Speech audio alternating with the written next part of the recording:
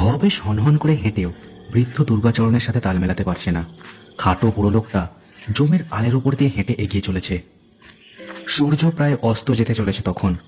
মাঠের উপর ঝোপে ঝোপে ঝিঝি আর অন্যান্য পোকার ডাক শোনা যাচ্ছে। দূরে গ্রামের বাড়িগুলোতে শাঁখে ফু দেওয়ার শব্দ ভেসে আসছে।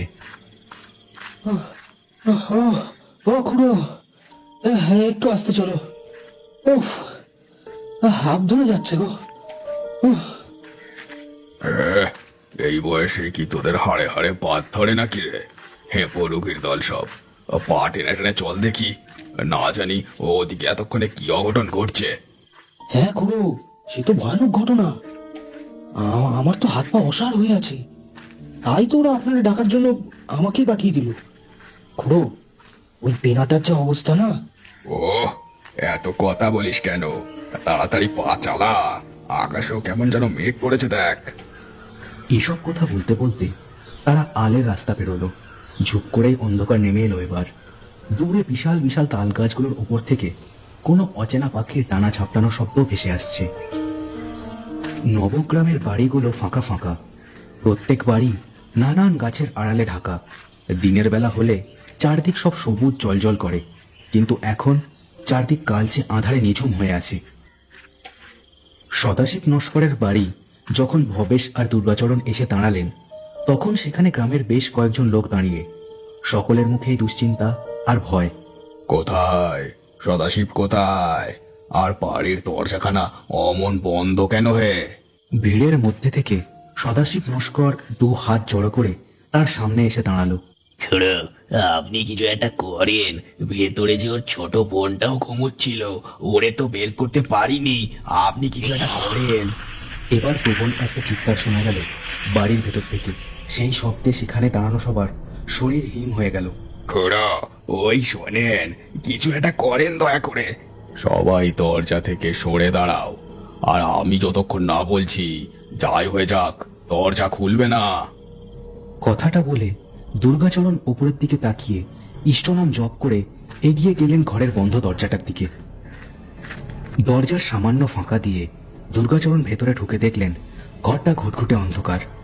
চারদিকে চোখ চালিয়ে কোনো কিছুই চোখে দেখতে পেলেন না তিনি। বিছানাটাতেও কেউ শুয়ে নেই। দুর্গাচরণ একটা লাইটার জ্বাললেন। সামান্য আলোয় কোনো কিছু তেমন দেখা না গেলেও কেমন যেন একটা শব্দ এবার কানে এলো তার।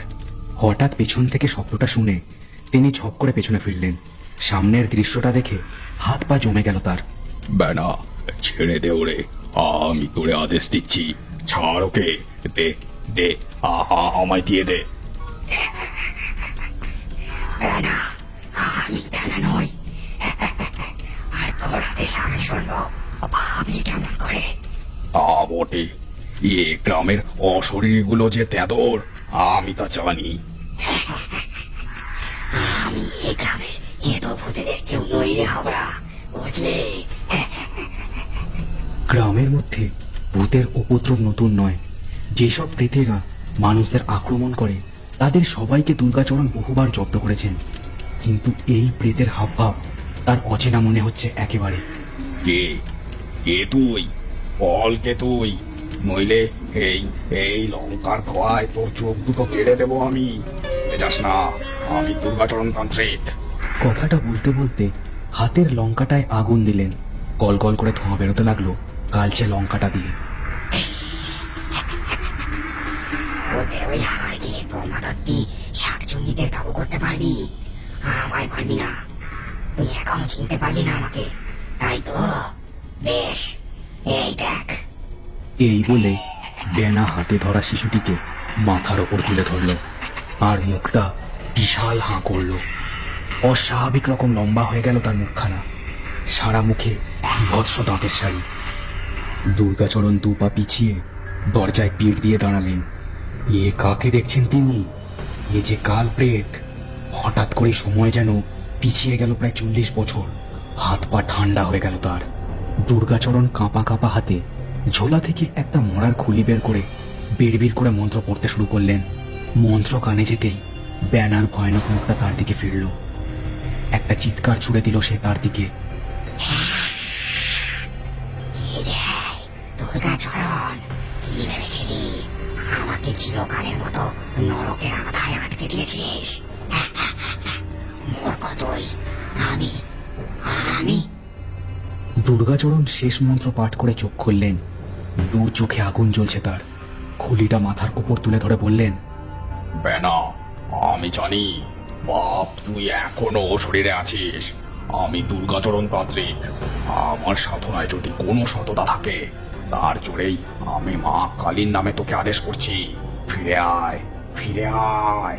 নিজের দেহ থেকে ওই কাল প্রেতকে বাইরে বের করে দে। নিজের বোনের কচি মুখের দিকে দেখ। বেনা, ফিরে আয়, ফিরে আয়। কাল প্রেত যেন এবার ভয় পেল, কারণ ধীরে ধীরে এই ছেলেটার শরীরের উপর থেকে তার নিজের নিয়ন্ত্রণ হারাচ্ছে। হঠাৎ তার নাক থেকে গল গল করে ধোঁয়া বেরোতে শুরু করলো। আকাশের দিকে মুখ করে বিশাল এক ভয়ানক চিৎকার করে মাটিতে লুটিয়ে পড়ল সে।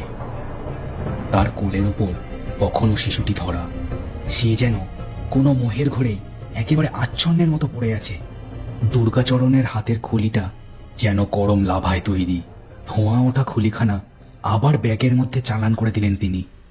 ঘরের বাইরে সবাই যেন দম বন্ধ করে দাঁড়িয়েছিল এতক্ষণ। ঘরের মধ্যেকার চিৎকার আর অন্যান্য শব্দ থেমে গেছে একটুক্ষণ আগেই।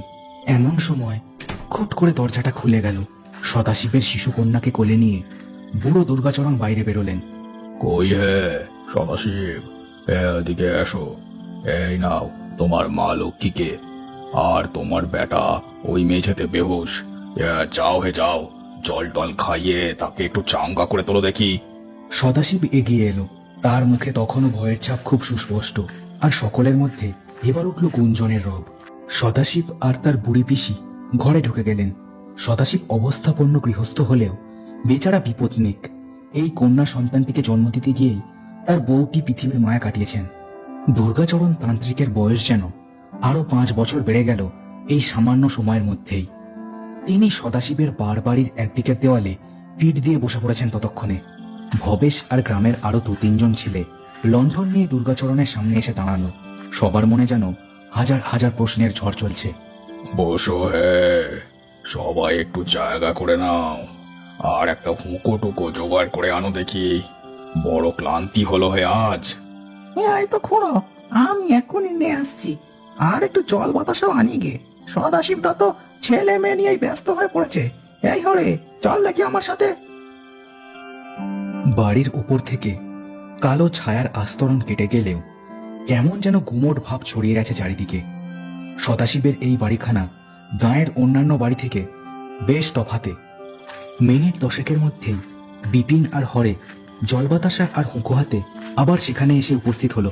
সবার সাথে ওরা দুজনেও জাঁকিয়ে বসলো আবার দুর্গাচরণের সামনে। লণ্ঠনের আলোয় বুড়োর মুখের রেখায় নির্মল এক শান্তি খেলা করছে। এই তো হুকো এসে গেছে। খুড়ো, এবার বলো, কি হলো গো ভেতরে?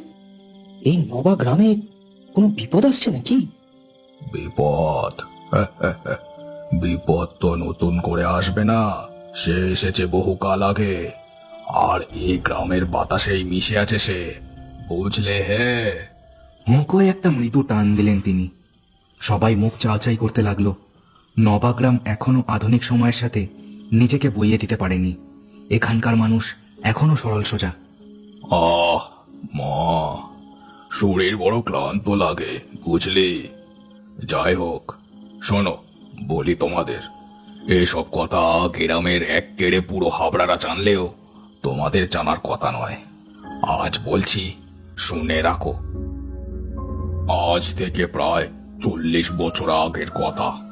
তখন এই নবাগ্রাম থাকলেও এত মানুষ, এত আলো, এত কোলাহল কিছুই ছিল না।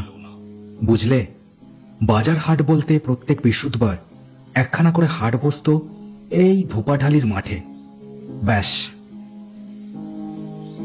তা এমনই এক হাটের ধারে গ্রামের আরো 2-1 জোয়ানমত্ত আর আমি বসে আড্ডা দিতাম। একদিন এমনই এক আড্ডায় বসে কুলতানি দিচ্ছি। বাঁশঝাড়ের পাশেই ছিল আমাদের এই আড্ডাখানা।